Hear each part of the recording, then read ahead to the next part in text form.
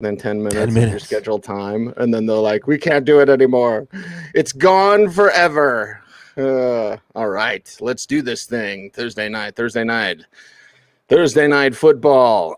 Okay, here we go, everybody. 3, 2, and 1. Dallas and New Orleans should be a good one, but on the Dallas side of things, we're left wondering what's to happen with Amari Cooper. We don't know yet if he's going to play. Back from the COOF list and not feeling back in the facility yet, not feeling 100%. That's interesting to me, Rest. Bloom. Yes, I don't know how much we can unpack that based on our YouTube overlords, but so Amari Cooper back in the building. Don't know if he's going to play. What does that mean for Michael Gallup? What does that mean for Dak Prescott? And Jerry Jones coming out on his radio show, because of course Jerry Jones has a radio show, right? Like he's just one of those owners that's like, give me all the microphones. Yeah. And he's thinking a lot about in the shower. But he said Zeke Elliott is going to continue to get a heavy workload. Yeah, serious. Serious workload. Even though there were speculative reports from others around the team that were like, maybe we'll see more Tony Pollard, kind of save Zeke up for a postseason run. No, not according to Jera. He's saying serious workload for Zeke. Well, against the Saints in New Orleans, Bloom, down in your parts, what does that even mean? Yeah, exactly. Because earlier in the week we saw, they're going to scale him back, maybe even give him some time off with this knee injury. And like you said, there's this Amari Cooper issue where just let him go home. It's a physical job, so you want him to be physically and doing well before you ask him to start working again. Well, look, from a fantasy standpoint, we did see Dak Prescott have a big game last week, but that was because the Cowboys were playing from behind. So when we're looking at Dak Prescott's outlook, like so many other players, the defense and the performance of the defense is part of that outlook. And spoiler alert, I think Taysom Hill is going to start, but it's the Saints offense. So I don't expect Dak Prescott to have to throw the ball more than 25 times in this game. I do think it's going to be a lot of Zeke and a lot of Pollard. I believe Jerry when he says Zeke's going to get a lot of work. Now, it might be for 2.5 yards of carry and 2 touchdowns, but I think that as soon as the game is out of hand, please, at least it makes sense to put Pollard in there. Not that the game will necessarily get out of hand, but I think you play them both. I think you obviously play CeeDee Lamb, who's back, and then you play Michael Gallup. Cedric Wilson's also hurt. So even though there might only be 25 pass attempts, it's a narrow target tree. And, of course, Dalton Schultz fits in there. Dallas has been inconsistent. Just when we thought Dallas was one of the few consistent teams in the NFL, one of the few good teams in the NFL, one of the few balanced teams in the NFL, we've seen them now up and down. It's a good thing they don't play in the AFC West, right? And so they need this game. The Saints, Cease, this is last stand. Yeah, it is. I want to know what New Orleans sports talk is like. Besides what Mike Detillier is that? Right. I got some of his draft guides. T-Bob Hebert, Bobby Hebert's son. By the way, really, really good man. Really good man. Good eye for talent as well. I enjoy his draft guides, and outside of Matt and Dane, and all apologies to anyone else who does that type of work, but like there's some people that I really, really pay attention to after my work is done. And Mike is one of those. So let me know about New Orleans sports talk because Taysom Hill is back. So what the New Orleans version of the AM drive, ass crack and ball sack mayhem in the AM, like what are these guys saying? How do Saints fans feel? How should fantasy GMs react? Because Taysom Hill last year when starting, 17 to 24 fantasy points? Yeah. That's what he scored basically. So you're getting QB1 levels from Taysom. But that was then, this is now, and it seems different now. Yeah, well, partially because he's playing with a partially torn plantar fascia. And there's some talk that it'd be better if it was fully torn. It's not an injury that can get better except by rest. So he's going to give it a go, as long as he feels good enough to do it. I think he will. But Taysom Hill with a bad wheel, I'm going to start freestyling these. It could be worse because Alvin Kamara is going to be back. Mark Ingram's going to be back. And what did we see when the Cowboys faced the Broncos? They could not get the defense off the field against the run. Mm-hmm. So there is a path here where the Saints come out and ground and pound, run the wishbone. It's just Mark after Ingram Thanksgiving. Fully practiced, so there you go. 15, 20 carries for Ingram, for Kamara, and for Hill. Just run, and run on 4th and 1, run on 4th and 2. Make the Cowboys defense have to get off the field by stopping the run. I don't know if Sean Payton has that up his sleeve. I do think Sean Payton is a bold enough coach, Cease, to do something that far out of the range of norms in the current NFL. So we'll see. You're not playing anybody in this passing game, obviously, and that's where we are. So, just it's almost a question, Cease. Has Sean Payton watched the Dallas-Denver film? Can someone get it to him in time for this game so he can see just how you can possibly checkmate the Cowboys? Also keep Dak Prescott on the benches. The Saints were basically humiliated in their own building on Thanksgiving the last time we saw them. I know one of the Saints consultants that has Denver ties. So, yes, that film can get to him, and obviously he's watched it. Bloom, we went from the Kamara thing. Let's do it super, super quick. Yeah. Because, initially when Kamara's trending to be back in week 13, start him as you normally would. Now, and this is probably natural, and Kamara's one of those guys, if he's playing, I'm playing him. Now, I might be playing him as a flex, but now the narrative is, snap count. So where do you come down on do you think it's full Kamara or do you think it's snap count Kamara? And either way, I'm starting him. It just depends on what level. Kamara wasn't full Kamara before anyway. Once Mark Ingram was signed, it was back to that model where their touches were in the same ballpark. So, I think we could see, and cue Dr. Gene, who we'll talk to during this game on Thursday night, saying he maybe will be on the field for 25 or 30 snaps, but he could touch the ball in 20 of them. And a few of those could be those high leverage situations like at the goal line. So I'm not worried about it. I think it's actually smart. And again, in light of Derrick Henry, Dalvin Cook, Christian McCaffrey, and so on and so forth, maybe teams should start thinking about handling their star running backs this way. And maybe listeners should tune in to Sigmund Bloom every day. Nice. Every day. Yeah, now you're becoming a DJ. Every day. DJ name, Cecil. Every day. I'm going to break it. People are going to get sick of it. Stop playing the everyday. Every day. That was my surprise for you, Bloom. That's wonderful. Because last night I was done writing. I actually got done writing early, so it was about 1 a.m. And I'm like, okay, I'm not necessarily tired yet. Yeah. But I could put that together because I told you I could. If I found the interview, and it was real easy because I went to my Gmail and I just searched. The one thing about Garrett is he's there every day. And it pulled it right up. I went to the Broncos YouTube, watched about, 15 videos, and then every day. There you go. Yeah. There you go. All right. Tom Brady. He's fantastic every day. What about Sunday? Tampa Bay and Atlanta. That is our next game up here on the Audible Tampa Bay side. First, I guess it's all about Leonard Fournette. I guess it's all about Rob Gronkowski and Mike Evans. It's Atlanta, Bloom. So if you're wearing a Tampa uniform, you should be starting in your fantasy team. I guess maybe the interesting thing, no Antonio Brown yet. We're getting closer, but it's one of those things almost in the same vein of our conversation about Kamara. It's if Antonio Brown's going to play, it's the Falcons, so you're going to play him. And the last that I had written about on our newswire, this was on Bruce Arians on Sirius XM NFL Radio, our friends there. He said, could return in week 13. That's Bruce Arians talking about Antonio Brown moving around better. He's able to put more weight on the heel and bounce around on it some. So the speculation about a week ago, we're recording Wednesday morning, that was Saturday when Bruce Arians said that, was that Brown could return. It's the Falcons, Bloom. You're starting your Buccaneers. Yes. We're getting a lot of divisional matchups as we go down the stretch here. And a lot of these games, obviously, we've already seen the first matchup. It was 48-25 Tampa, and it wasn't that close. Brady threw 5 touchdowns in that game.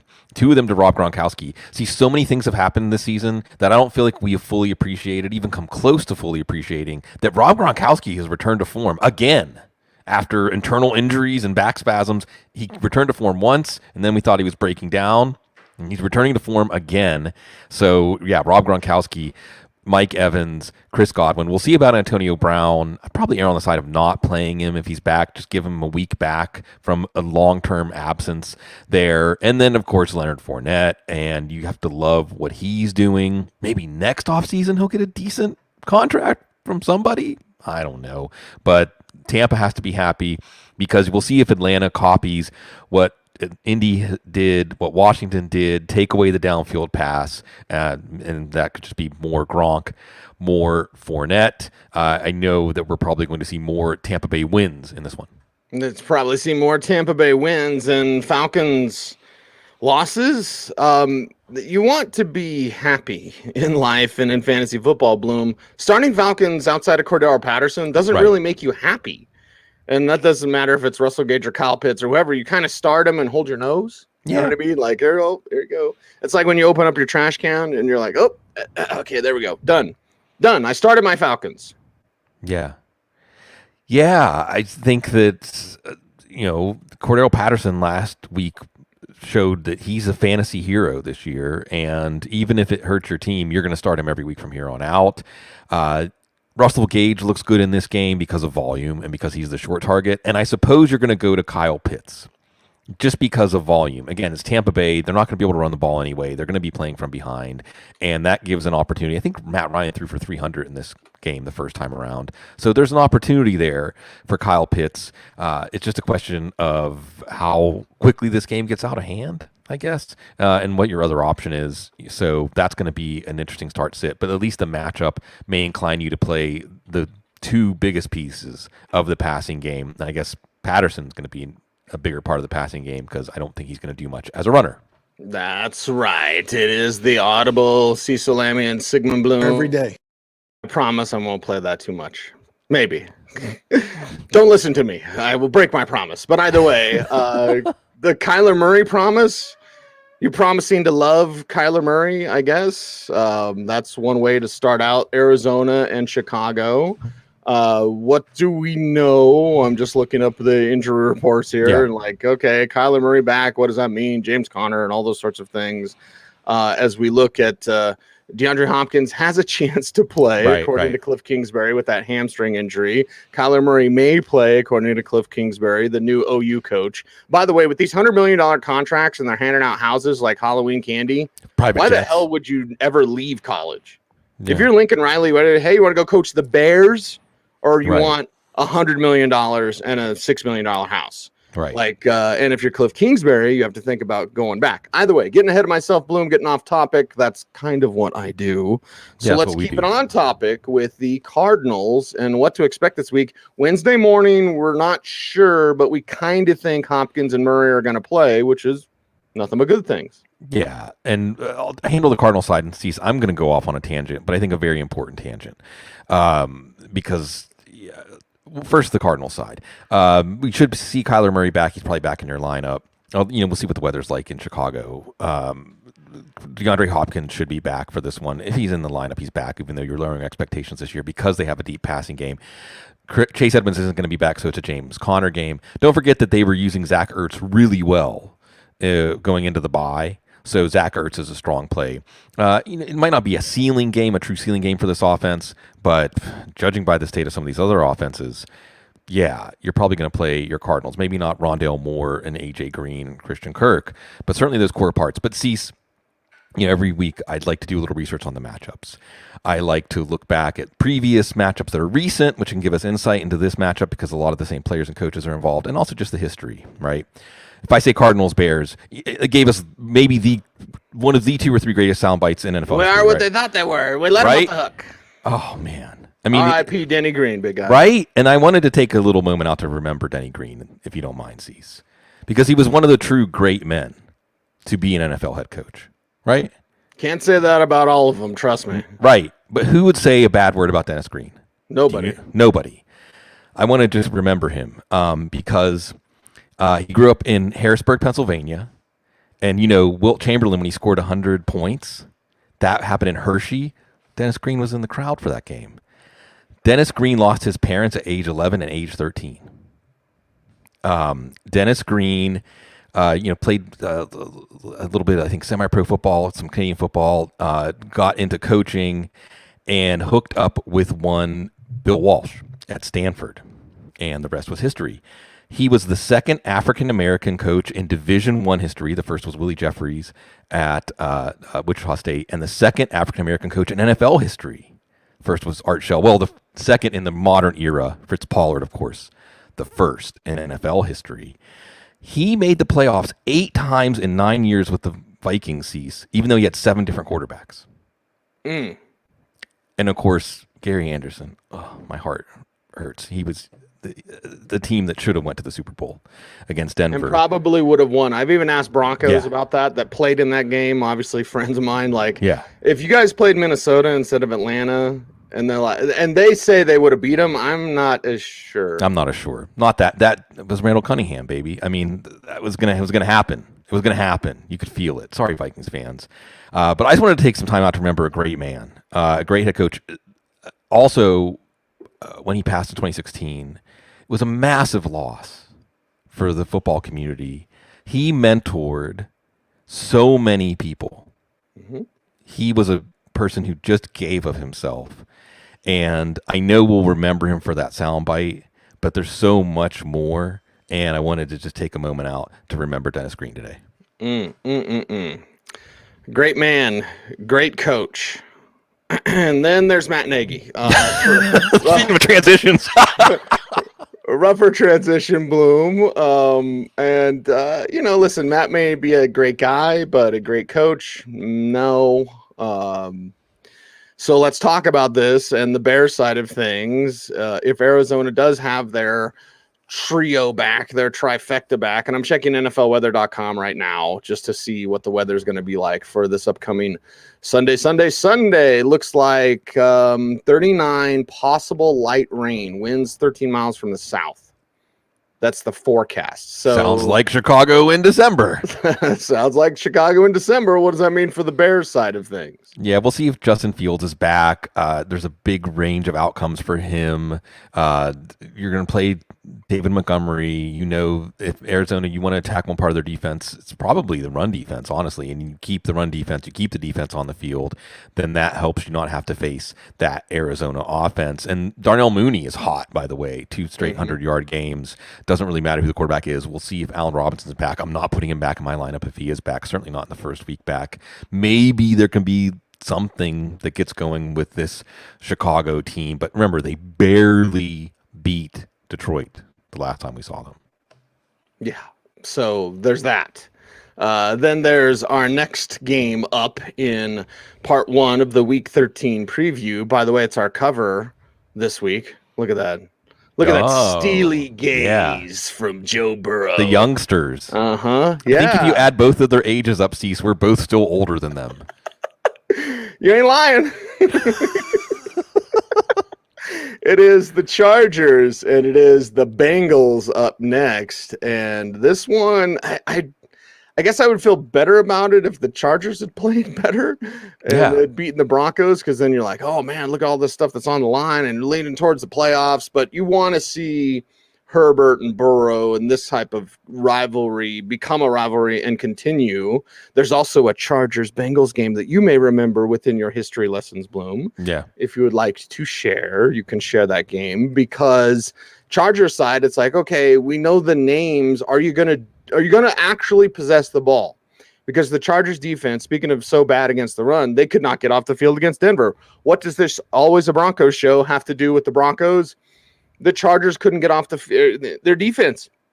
They possess the ball in the first quarter of 15 minutes? I think they possessed the ball for like a minute or maybe less than 2 minutes in the first quarter. And then the first half, I think it was in 30 minutes, they possessed it for like 11 minutes. But that was it. In the second half, the third quarter, so time of possession, they actually won at the end of the game, but the damage had been done. You're running the ball all day, and of course, Pat Shurmur went away from the run. But I'm talking about this Bengals team to do that to the Chargers. If the Chargers have limited opportunities, Bloom, what does that do for their offense? What does it do for your fantasy outlook if you're starting your Chargers in Week 13? Yeah. Which game are you thinking of, Cease? Which Bengals-Chargers game? Well, it's the Frozen Bowl, right? Right. Yeah. In the playoffs? Uh-huh. Yeah.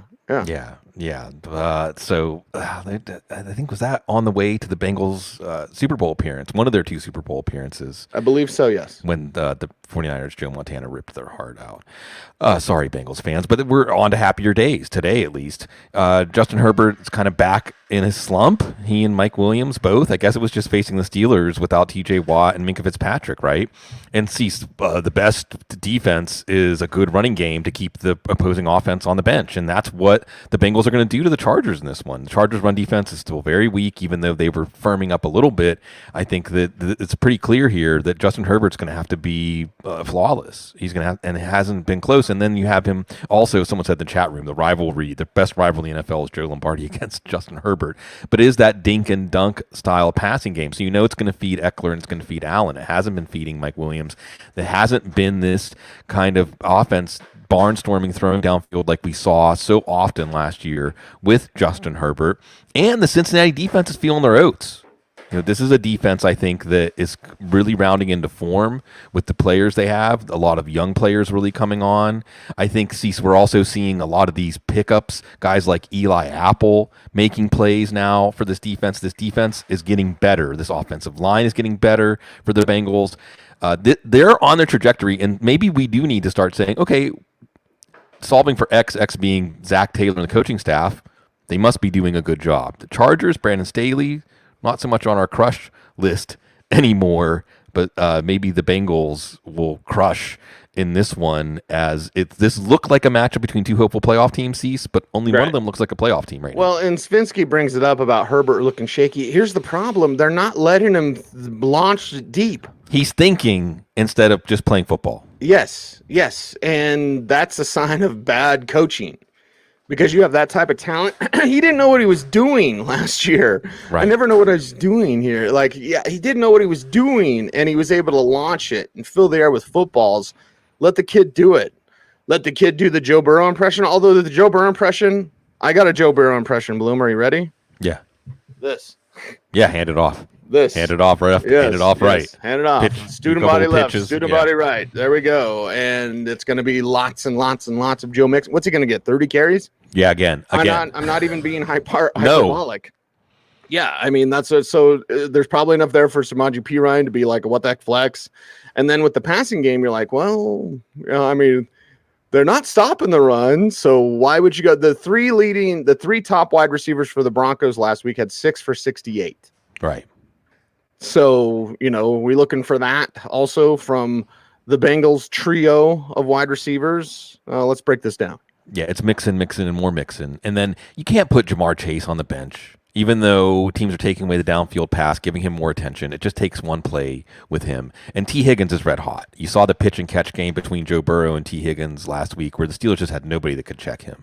And even the interception was one when Burrow was going back to the well on that because Higgins was so hot and so good at the catch point. Maybe Michael Pittman could watch some T. Higgins at the catch point and learn how to use that size, right?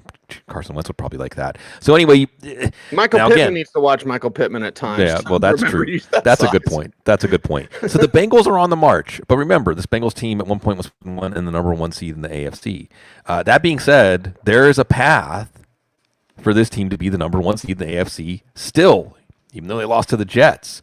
San Francisco, Denver, another matchup with Baltimore, Kansas City, and Cleveland after this. So with that matchup with Baltimore, with that matchup with Kansas City, see the math, numbers, but I think they basically control their own destiny on the AFC side of the bracket. The road to the Super Bowl could go through maybe cold Cincinnati again. Got to win this one to get that going. Got to win this one, and got to go to footballguys.com and check out our merch store. I think I was a little premature the other day when I was like, hey, our merch store. Oh, it's not open yet? Oh, okay. It's open now. So go there, and yes, Sigmund and I will be rocking some of our sweet Football Guys gear. Now, this was a staff sweatshirt. We always put the logo way too low.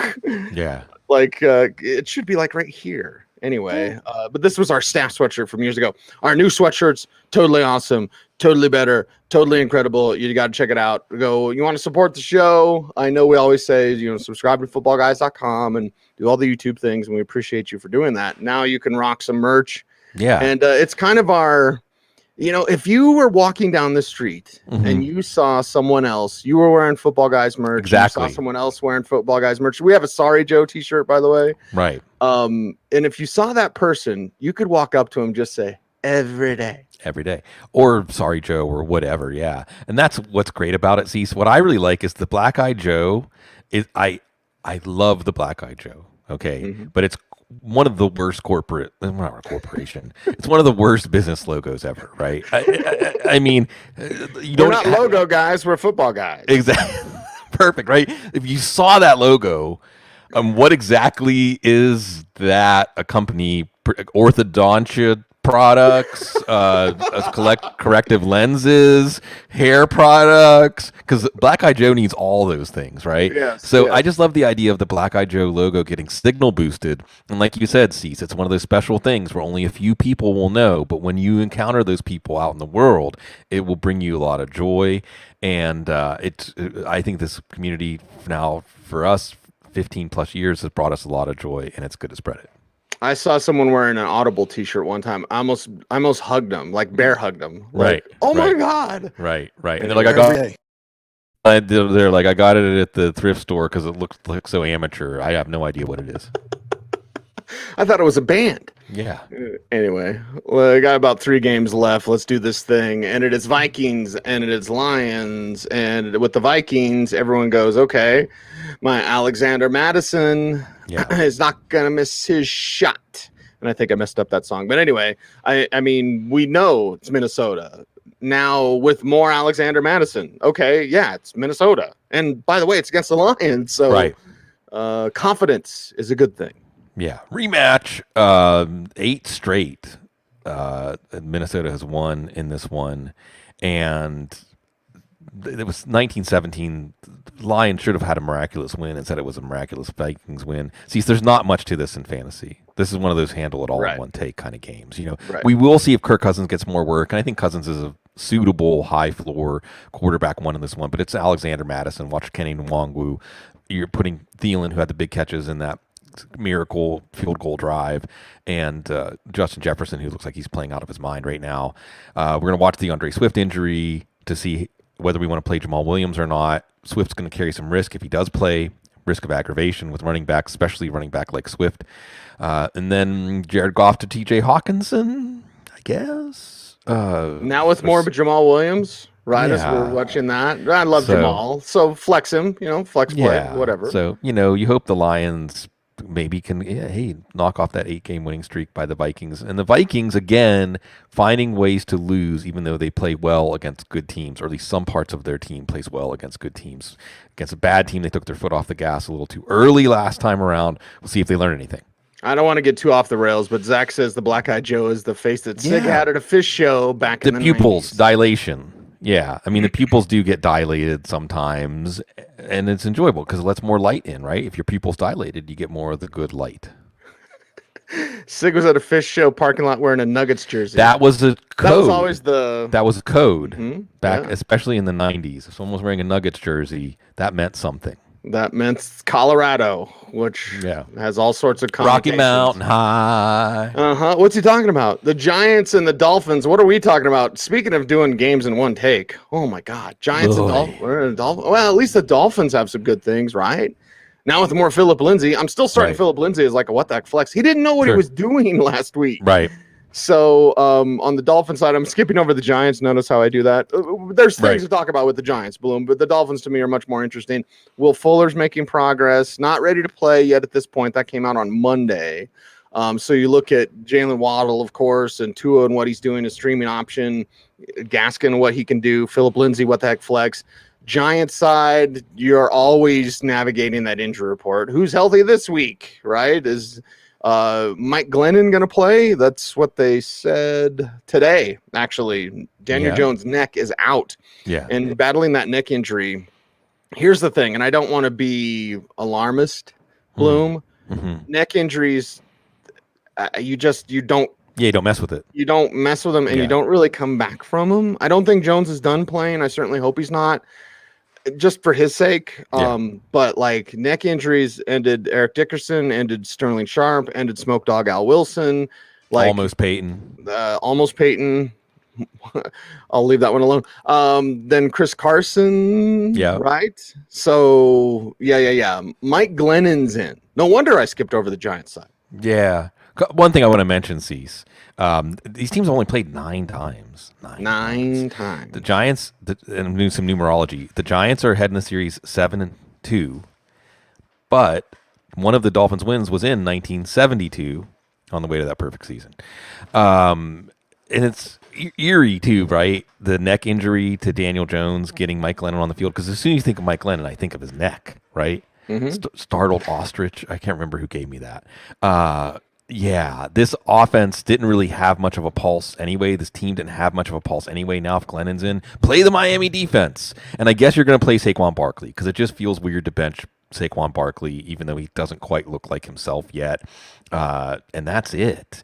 On the Miami side, Tua's coming on. You like the matchup here. Remember, it was a bend but don't break defense by the Giants. They still gave up a lot of yardage last week. They just came up with plays in the red zone. And Tua and this dual offensive coordinator, they're aligning. They're setting him up for success, especially in those RPOs where he's one of the better ball handlers in the NFL. You're going to stick with Myles Gaskin. However, Philip Lindsay has earned more opportunities if he has a good week of practice. The team is saying, hopefully that's at Salvin Ahmed's expense. But like you said, Cease, we could see Philip Lindsay coming on as he gets more acclimation. And you know how's going to help him, Cease, with that? Eric Studesville, right? Did they spend time together in Denver? I have to think when did Studesville leave? I don't think so. Oh, maybe not. I think so. Well, at the very least, there'll be some common familiarity there. And then, of course, we've got to mention Jalen Waddle had his best game of his career last week. He's coming on. You're going to stick with Mike Gesicki. The last thing I'm going to mention here, Cease, don't count the Dolphins out yet. Remember, there was a time that they were in the top 3 of the draft, and we were saying they were 1-6, 1-7, 1-6, I think. And we were saying, boy, Philadelphia is going to get another premium pick. Well, they're moving their way up the draft order, or down, depending on which way you look at it. But this team has a real chance to go 10-7, because after this game, they're going to have their bye. Then they have the Jets, New Orleans, and Tennessee. Those are all winnable games. And then New England. And remember, Brian Flores gets the drop on his old boss, his mentor sometimes. So could this team rattle off 9 straight wins to end the season? The New England game really is the main obstacle. And again, we're seeing this. Chris Allen was on the couch yesterday, and he talked about the seasons within a season, right? We see this every year. This is quite a great second half. We saw this team do this with Ryan Fitzpatrick a few years back too, and Brian Flores. So it's something to watch here. But again, you got to get over these easy games like the Giants, like the Jets, before we start talking about that. But I'd like to jump the gun. Yeah, season within the season. We see it every year, or we see it every day. You should have a little counter down in the corner for every time. Ding. That should be the new over-under. Brandon Stokely's going to place bets on that. Well, I wonder how many times he's going to play that. Every day. There you go. Another one for you, Stoke. You mentioned long necks with Mike Glenn. Yeah. He ain't got nothing on Merton Hanks. Ooh, that's true. Merton Hanks. You could fit a whole other one of his heads in between his head and his shoulders. He purposely wore like the little baby shoulder pads just to make his neck look longer.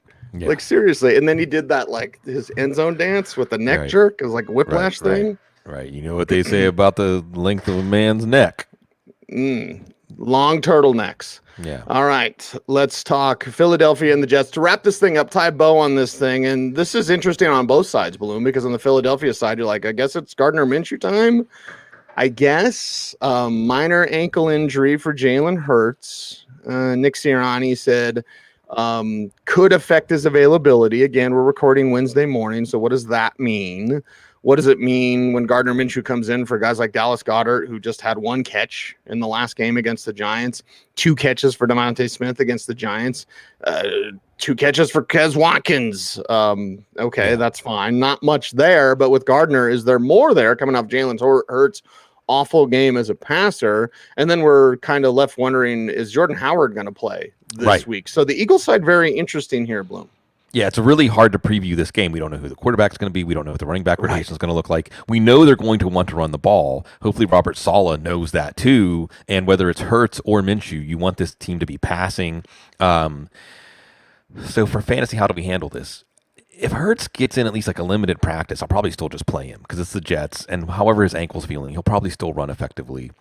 If it's Minshew, that might make DeVonta Smith and Dallas Goedert more attractive after they had floor games last week. But again, he may only throw the ball 20 times if the Eagles can control the Jets, which, spoiler alert, Zach Wilson's probably starting again, even though his knee's not 100%. So they'll probably be able to do that. Jets coming off of a win on this one. Now, the backfield is really difficult to sort out. Jordan Howard missed last week with a knee injury, but I think he's the preference of the coaches if all three are healthy, because Sanders and Scott have had bad fumbles at the worst time. And in Sanders' case, they benched him for Howard before Howard got hurt. Maybe the most likely starter is going to be Boston Scott. He's the healthy one. He did have that terrible fumble last week. And if it's Gardner Minshew, well, how many carries can Boston Scott handle? So I guess we're just going to say watch the practice reports, read Dr. Gene, pay attention to everything. We're going to try to keep you on top of this one, as this could also be a game that's just offensive futility. Got to mention, by the way, the Jets have never beaten the Eagles. 11 times. 11 Eagles wins. And Bubby Brister was actually the Eagles quarterback for one of those games. There you go. Is it Bubby Brister? I mean, we got to get a Bubby Brister, not every day, but maybe every year. Yes. At least once a year on this show, we'll talk about Bubby. We'll talk about Bubby. He should have taken over instead of Brian Greasy. Anyway, Jets side, let's do that. Can you trust Tevin Coleman? So here's the thing, and that's if you did last week, you got something. You did, right? And there were 2 rushing touchdowns. It just happened to go to Zach Wilson and Austin Walter, the third stringer. So it's possible. And with Zach Wilson, the other question here is Elijah Moore. Well, you have Keenan Cole on the COOF list. You have Corey Davis, who's banged up. So you would think just by default, Elijah Moore is going to get the targets. He also might get a lot of big play Darius Slay in this one. So, again, maybe you're looking at the Philadelphia defense as what you want here. The Eagles still trying to stay alive, and Zach Wilson trying to show that maybe there's some hope that he can be a decent NFL quarterback, not a number 2 overall pick, just somebody that they're not cutting before the end of his rookie contract. Or hopefully not turning into the next Gardner Minshew. Yeah. Is he going to see a future version of himself across the field? Embrace it. Embrace it. Look at it. There's a lot of endorsement deals out there.